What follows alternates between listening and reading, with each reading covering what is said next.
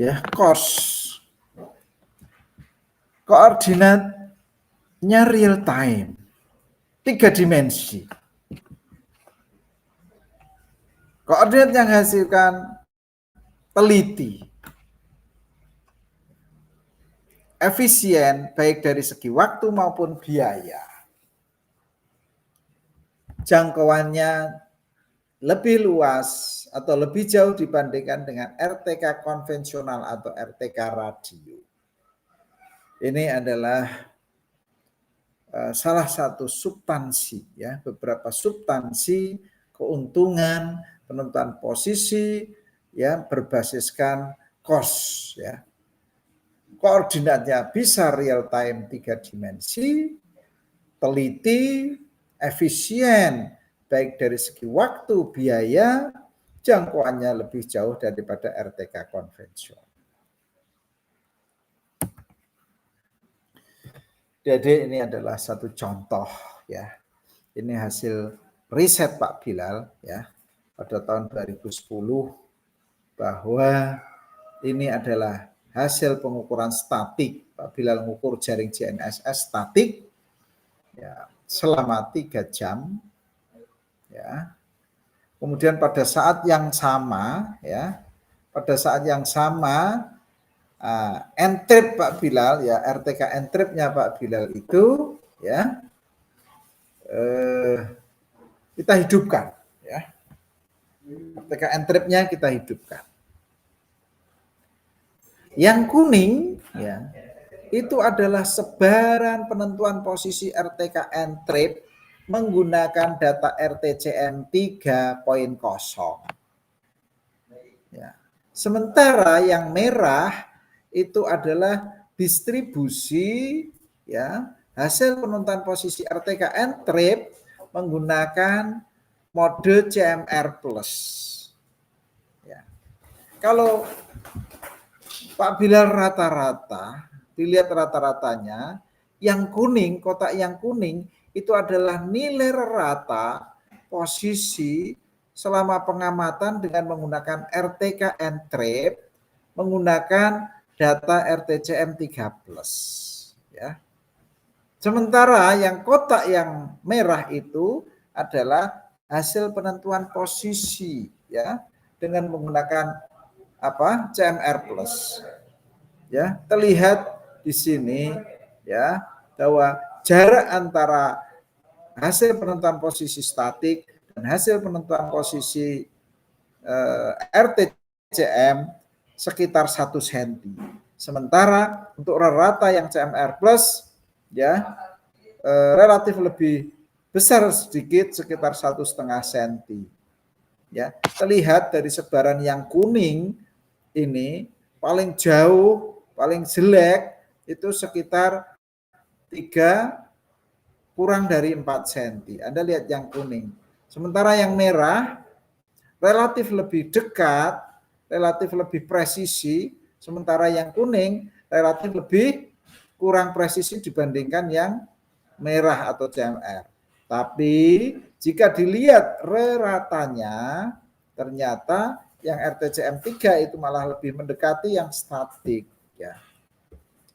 Mungkin bisa diartikan bahwa yang RTCM 3 itu meskipun kurang presisi tetapi lebih akurat. Sementara yang CMR+ meskipun dia lebih presisi tetapi, ya, dilihat reratanya dia seperti kurang akurat dibandingkan yang RTCM 3.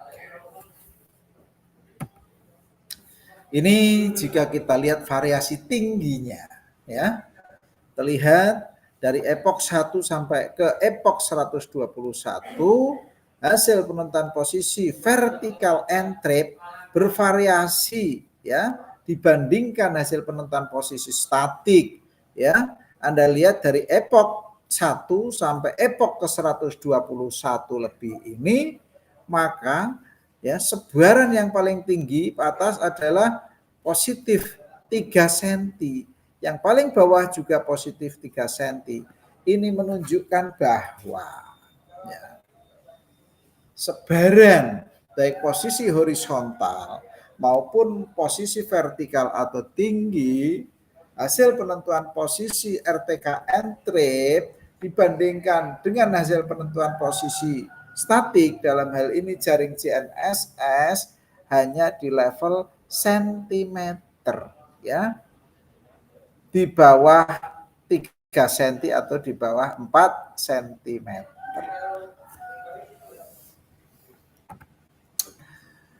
Next, pembangunan kos. Aspek-aspek yang harus diperhatikan di dalam pembangunan kos. Yang pertama adalah tujuan pembangunan kos. Kemudian yang kedua adalah lokasi stasiun kos. Kemudian geometri, jaring, administrasi, dan biaya. Tujuan pembangunan kos ini tentunya harus diperhatikan betul, ya. Kosnya itu untuk apa? Kita tahu bahwa BIG punya kos sendiri, BPN punya kos sendiri, LIPI punya kos sendiri, ya, PU punya kos sendiri, perusahaan-perusahaan tambang juga mempunyai kos sendiri, ya.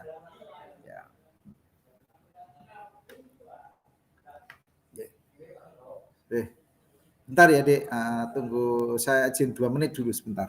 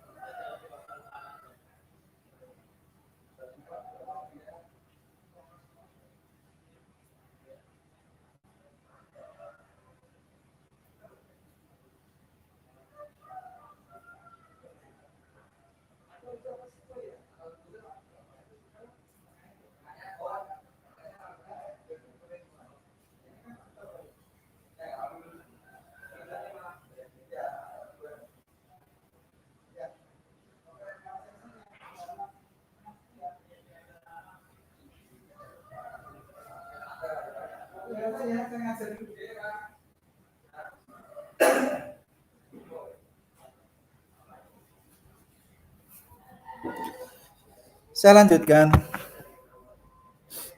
Lokasi stasiun kos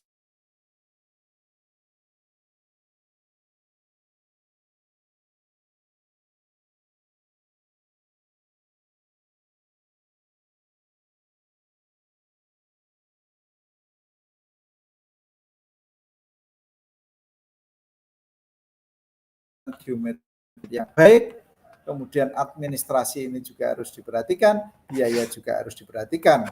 Ya, karena pembangunan kos ini kita lihat dari biayanya sangat mahal. Alatnya saja, hardware-nya saja tidak cukup 500 juta. Belum yang lain-lain. Paling tidak pembangunan satu stasiun kos itu bisa mencapai, ya, dalam kondisi tertentu bisa mencapai 1 miliaran.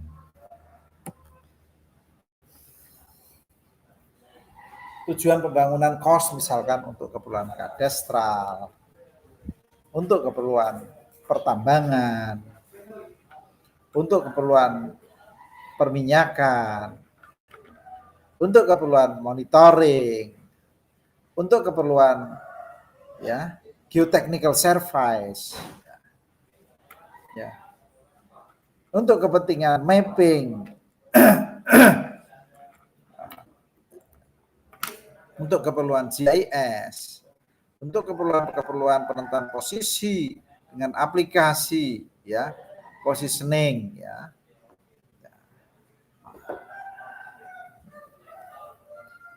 dan lain-lain.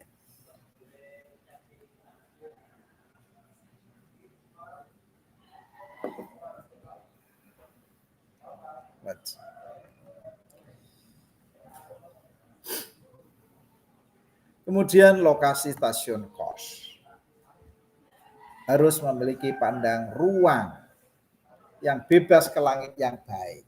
Atau dengan kata lain, obstruksinya, penghalang-penghalangnya, agar sinyal bisa masuk langsung ke antena GPS itu benar-benar bebas. Nah, ya. Kita selalu doa, Bismillah. Amin ya Pak. Ya, hati-hati ya. Salam. Pokoknya kalau ujian apapun yang paling dilindungi utama RTS-nya. Apapun kondisinya, RTS tidak boleh kena air sama sekali. Ya. Jadi payung harus selalu sedia, jangan sampai lupa. Mau panas, mau nggak panas, mau nggak hujan, pokoknya payung itu harus di atas RTS. Jangan sampai RTS nggak kepayungan ya. Kalau payungnya kurang gede, beli payung yang gede. Pakai dana itu ya. Ya. Pokoknya untuk RTS harus payung yang gede. Ya. Waalaikumsalam terkait. Saya lanjutkan adik semua. Kemudian stasiun KOS itu juga harus ya lingkungan sekitar stasiun harus efek multipart. Kalau tadi efek obstruksi, ini adalah jauh dari efek multipart. Efek interferensi elektris, noise yang lain. Kemudian yang perlu diperhatikan, konstruksi stasiun itu juga harus terletak pada tempat yang stabil. Baik stabil secara fisiknya, stabil terhadap tiupan angin, stabil terhadap ekspansi panas. Jaring stasiun KOS yang telah ada, ini juga harus diperhatikan di dalam membangun stasiun KOS. Jangan sampai stasiun KOS itu duplikasi.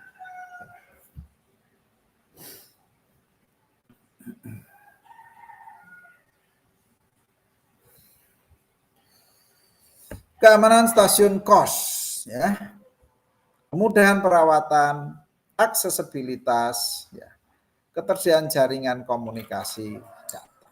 Ya.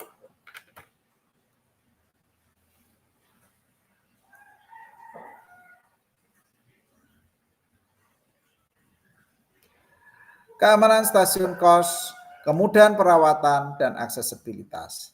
Kemudian yang tidak kalah pentingnya, karena ini adalah jantungnya daripada KOS, yaitu ketersediaan jaringan komunikasi data atau internet. Tanpa ada internet, maka KOS itu tidak akan bisa berjalan. Maka Pak Bilal sering menyebut bahwa KOS ini adalah jantungnya daripada ketersediaan data atau jaringan internet ini adalah jantungnya daripada KOS, karena ini yang mengalirkan semua ya akses itu melalui internet. Ini adalah beberapa contoh ya stasiun KOS yang ini kebetulan yang di teknik geodesi UGM ini Pak Bilal benar-benar yang membangun pilar ini ya, membangun pilar ini. Ya. Kemudian pasang antenanya. Ini contohnya ya, stasiun KOS yang lain.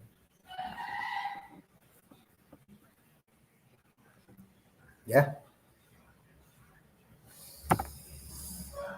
Stasiun KOS. Suatu stasiun KOS terdiri dari pilar KOS. Bangunan untuk memancangkan antena. Ya, pilar ya. Dia berupa bangunan untuk memancangkan antena. Ruang komputer, server dan receiver. Ya. Jadi stasiun KOS itu terdiri dari pilar KOS. Ya. Ruang komputer, server dan servernya, dan juga receiver ditaruh di ruang server tersebut. Receiver GNSS dan antena. Kemudian power supply, ya, unit satu daya, arus listrik. Tanpa ada power supply ya GNSS juga tidak bisa rumah. ya.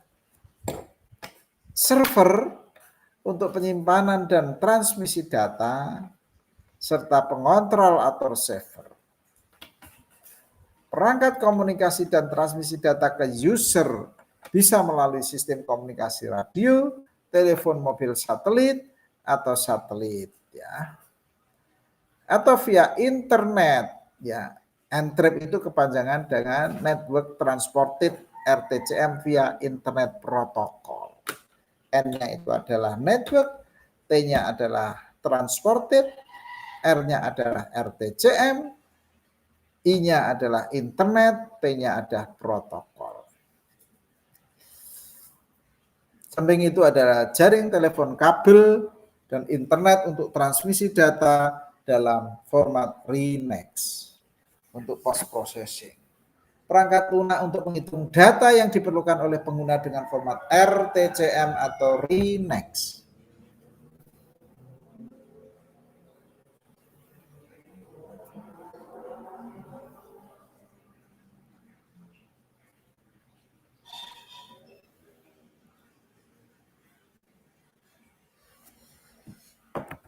Ada yang tanya? Silakan, Adik. Dengar suara saya ya? Ya Pak, izin bertanya Pak. Ya. Izin bertanya Pak, Ini perkenalkan saya Rian. Di sini saya bersama Faisal Pak. Izin bertanya tadi itu untuk course tadi kan ada geometri jaring ya Pak ya? Ya. Nah, geometri jaring itu mempertimbangkan itu tuh pembangunan course-nya itu nanti itu dengan jaring yang terbentuk dengan course yang telah ada dibangun Iya. di sekitarnya atau Nanti bagaimana ya Pak? geometri jaringnya belum Mas. Ini belum tak jelasin geometri jaringnya. Oh iya Pak, belum Pak. Ya, Tadi ada disinggung ini geometri jaring stasiunnya ya Pak? dulu. Ya, stasiunnya dulu. Oh iya. Nah, ini kira-kira arsitektur stasiun KOS itu seperti ini, ya. Ini pilar KOS, ini antenanya. Ini butuh power supply, ya. Ya. Kenapa? Ini untuk menghubungkan ke antena ini, ya, butuh power supply. Ini ruang server, ya. Juga berisi ruang. Di sini ada servernya, ada receivernya, maka semua data yang masuk melalui antena ini dikirim ke receiver. Ya, di receiver ini diolah, nanti di sini di servernya, ya, yang akan mengaturnya. Kemudian masih butuh internet. Ya, ini adalah jaringan internetnya. Jaringan internetnya, jaringan listriknya, antenanya sebagai penangkap sinyalnya, kemudian receivernya di sini, ini servernya. Ya. Oke, ini Mas tadi geometri jaring KOS. Ya, seperti ya jaring-jaring kontrol geodesi lainnya. Ya, jaring geometri jaring KOS itu juga sebaiknya didesain ya sedemikian rupa sehingga geometrinya itu baik ya. Sebagai contoh di sini di Tasmania ya.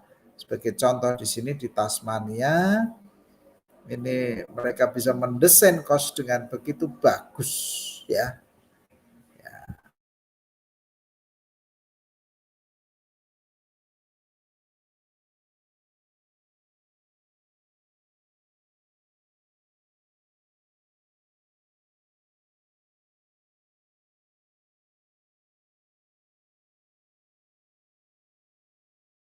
Unik ya. Kenapa unik? Karena memang Indonesia itu secara geografis ya, memanjang dari Merauke sampai ya Aceh ya. Dari utara sampai selatan itu. Sehingga bagaimana untuk mendesain jaring KOS itu ya tidak semudah seperti yang di contohnya Tasmania ini yang semuanya adalah daratan. Ini relatif ideal.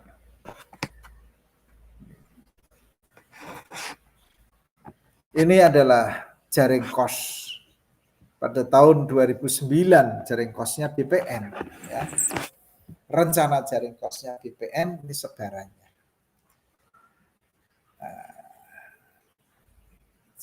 Ya. Yang merah-merah itu adalah jaring kos yang utama, yang kuning-kuning itu adalah jaring kos subnya, ordernya mungkin lebih rendah ya. Namun ya ini ya saudara, ini kos BPN. Ya memang di kita ini ada BPN, ada nanti Pak Bilal ceritakan juga ya. Administrasi ya. Memasang stasiun kos ini ya tentunya perlu perizinan ya. Tidak mudah memang di Indonesia untuk memasang stasiun kos. Dengan alat yang begitu mahal, kita tidak bisa menempatkan alat GNSS kos itu sembarang. Oleh karena itu biasanya stasiun-stasiun kos ini juga ditempatkan pada bandara-bandara, pada kantor-kantor pemerintahan, dititipkan atau ditaruh, jarang yang ditaruh di tempat umum yang tidak ada kontrol, tidak ada pengawasan. Nanti hilang kalau taruh situ. Kemudian administrasi ini juga harus memperhatikan peraturan dan standarisasi dari pemerintah. Kemudian tentunya administrasi juga harus memperhatikan perjanjian-perjanjian kerjasama dengan pihak-pihak yang lain, pihak ketiga. Ya. Perjanjian data sharing, ya, dan lain sebagainya. Biaya pembangunan kos meliputi perizinan, ya perizinan itu juga mahal ya adik-adik semuanya. Kalau kita mau bangun itu butuh perizinan juga ya, butuh biaya. Ya. Kemudian pengadaan peralatan, hardware-nya saja, ya sekarang ini ya kurang lebih hampir 500-an juta ya, antena plus receiver per macam-macam, dapat atau enggak itu saya kurang tahu ya, mungkin vendor-vendor alat itu malah yang tahu ya. Belum lagi bahwa peralatan kos ini tentunya ada kadaluarsanya ya, tidak bisa memasang stasiun kos ini terus bisa dipakai untuk selama-lamanya ya, alat itu ada batas usianya. Saya sudah tanya ke orang-orang khusus ngurusi stasiun kos ini ya, jadi peralatan kos ini ya, peralatan kos ini apa namanya, paling tidak 5 tahun diganti, paling tidak ya informasinya, karena juga harus mengikuti perkembangan zaman ya, kalau tidak ya alat itu akan lemot ya. Kemudian biaya pembangunan konstruksi stasiun kos, dan yang tidak kalah pentingnya adalah biaya rutin, listrik, biaya internet, biaya maintenance, pemeliharaan, ya, biaya SDM. Ya, ini biaya rutin. Ada biaya perizinan, ada biaya pengadaan peralatan, ada konstruksi kos, dan biaya-biaya rutin. Lanjut, pengelolaan kos. Terdapat 3 aspek dalam pengelolaan kos, yaitu pengelolaan sumber daya peralatannya, pengelolaan datanya, ya, kemudian pengelolaan sumber daya manusianya. Sumber daya peralatan tadi ya tentu harus dipelihara, harus dikelola, ya, biar tidak cepat rusak. Namun demikian peralatan ini tetap ada masanya. Ya. Namun dengan pemeliharaan yang baik, tentu masanya akan bisa menjadi bertahan lebih lama. Kemudian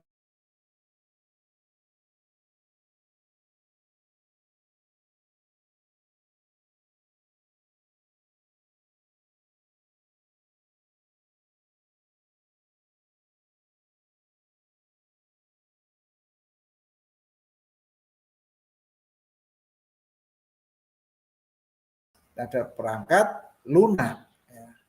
Ada software, ada hardware-nya. Kemudian pengelolaan di bidang sumber daya manusia ini juga tidak kalah repotnya. Kalau peralatan rusak, ya tinggal kita ada duit kita ganti. Ya. Tetapi kalau sumber daya manusianya ya, yang tidak kompeten, nah ini menjadi problem. Ya. Maka sumber daya ini juga untuk mengelola kos ini tentunya harus benar-benar dipertimbangkan. Pemeliharaan kos, penjadwalan pemantauan sistem kos meliputi perangkat geraknya, kerusakan-kerusakan yang bersifat fisik, ya. Kemudian perangkat lunak, ya, keamanan sistem komputer, ya. Kemudian jaringan komunikasi data, ya, koneksi dan kecepatan koneksi. Kemudian identifikasi permasalahan dan solusinya. Kemudian identifikasi kualitas data entry secara periodik. Ini adik-adik semuanya, ini Pak Bilal kasih contoh ya. Distribusi 184 stasiun kos BPN. Anda perhatikan di situ di Jawa. Semuanya ngumpul di Jawa ya. Jawa cukup dominan, cukup banyak stasiun kosnya, kemudian relatif lebih renggang dibandingkan Jawa, yaitu di Sumatera, kemudian di Bangka Belitung ada 3, di Kalimantan juga ada tapi berkurang dibandingkan dengan Sumatera, di Sulawesi juga ada, ya, kemudian sampai ke NTT, kemudian ke Papua yang relatif cukup sedikit, ya, karena memang untuk memasang stasiun kos di Papua, waduh tidak mudah ya, mencari tempatnya saja susah.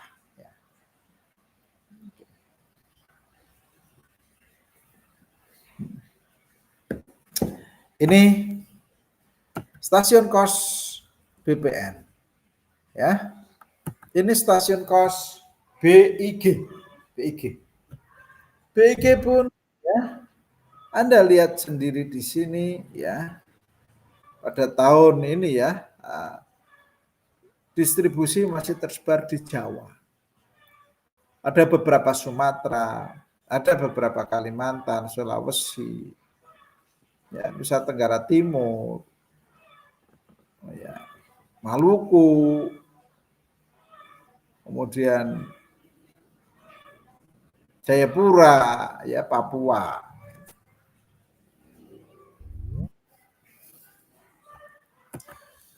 Ini adalah distribusi stasiun kos PU, ya. Ada di Suramadu, Jembatan Suramadu, ada di Waduk Sermo, ada di Waduk Jati Gede, ya. Ini adalah distribusi stasiun kos, ya, distribusi stasiun kos.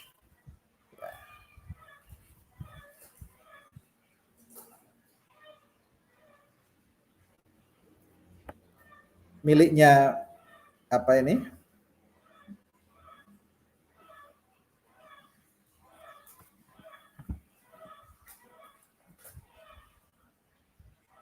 Kolaborasi Indonesia dan Jerman. Jerman, Indonesia, Tsunami Early Warning System, ya. G-nya ini Jerman, I-nya Indonesia, T-nya Tsunami, E-nya ada Early Warning System.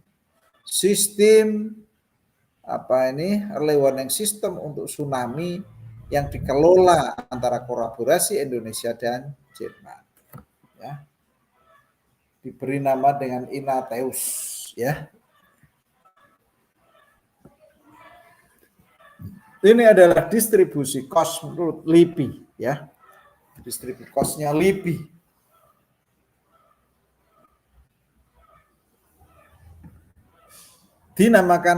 Stasiunnya dinamakan, jaringan ini dinamakan CGPS. C itu continuous GPS, ya. Stasiun continuous GPS. Ini di sesar Sumatera, ya. Sesar Sumatera.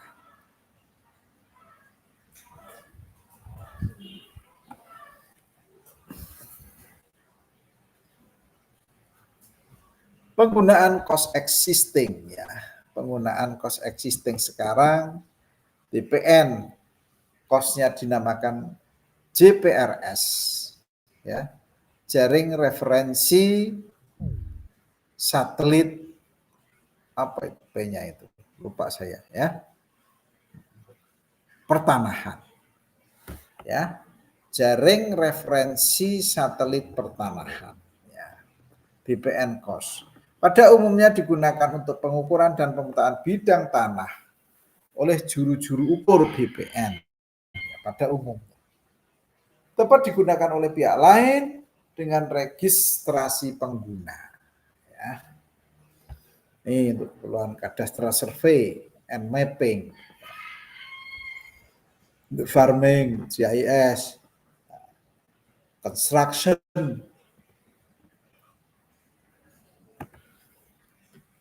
Kemudian BIG, cost BIG dinamakan INACOS. Pada umumnya digunakan untuk pendefinisian sistem referensi geodesi Indonesia, sistem referensi geospasial Indonesia. Dapat digunakan oleh pihak lain dengan registrasi pengguna.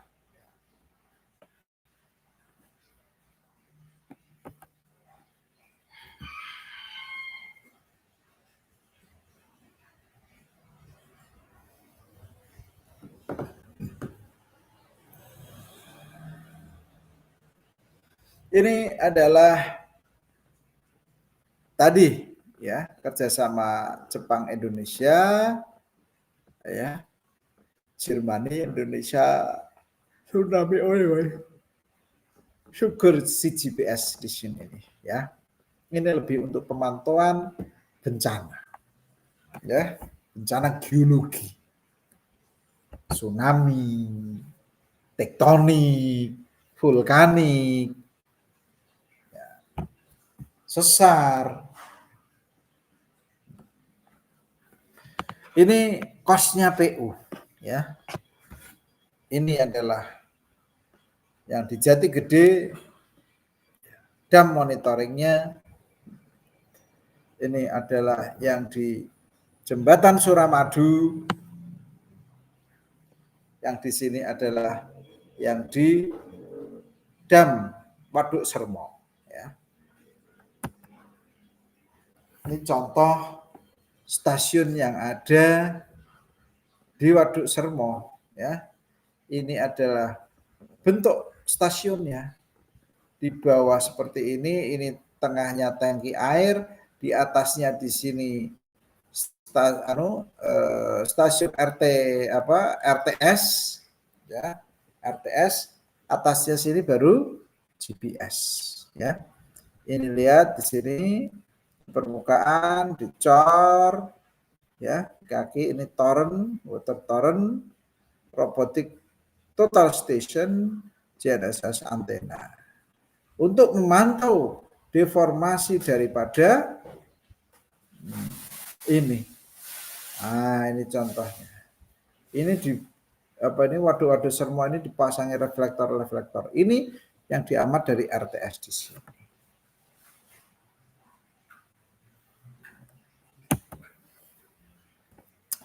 Ini ada semuanya spesifikasi teknis daripada stasiun COS, ya. COS BPN namanya JPRS, BIG namanya INACOS, PU JITWES, ya, Sugar Mining Company, Oil Companies, GPS vendor, ya. Antenanya juga beda-beda, ya. ada Leica, ada Javad, ada Topcon, ada beberapa antena yang lain. Ya, kemudian receivernya juga bervariasi, ada Leica, ada Javad, ada Topcon, ya. Kemudian sistem operasinya juga berbeda-beda, ya. Windows, ada server OS, ada Windows Server ini, Linux, Windows Server, NE, dan lain sebagainya. Kemudian softwarenya, ya, Leica menggunakan Spider, ya. Oke. Ini data komunikasinya, jenis-jenis data komunikasinya, ya. Ada yang menggunakan VPN, ada yang menggunakan VSAT, ada yang menggunakan TCP, ada yang menggunakan VSAT dan Iridium. Lanjut. Problemnya di Indonesia. Nah, problemnya di Indonesia.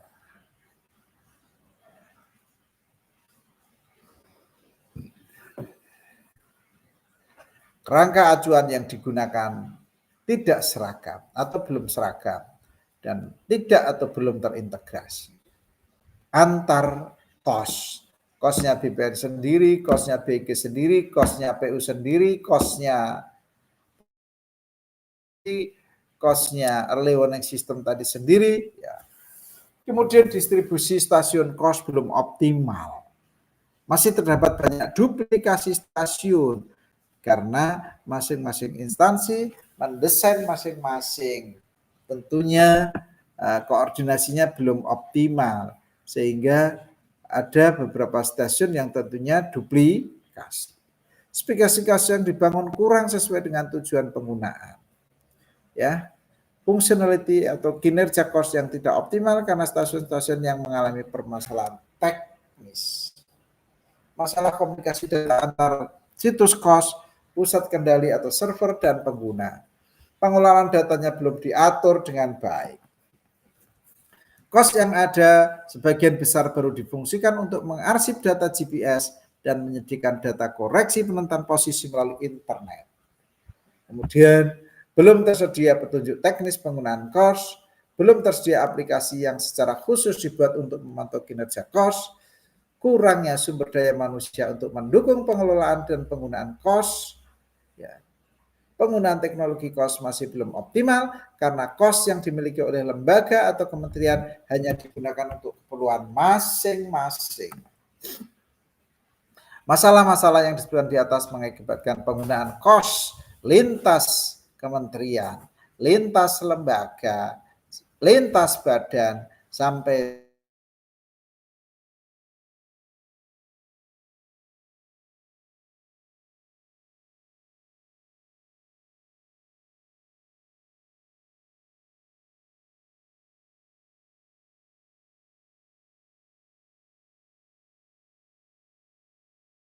pembangunannya, pengelolaannya, ya, dan permasalahan-permasalahan yang real dihadapi. Ya. Ada yang tanya, Adik-adik?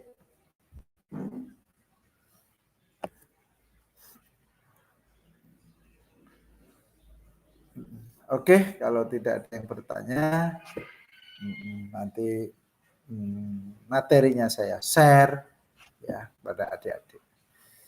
Demikian dari Pak Bilal, saya akhiri. Wassalamualaikum warahmatullahi wabarakatuh. Waalaikumsalam warahmatullahi wabarakatuh. Terima kasih, Pak. Ya, sama-sama.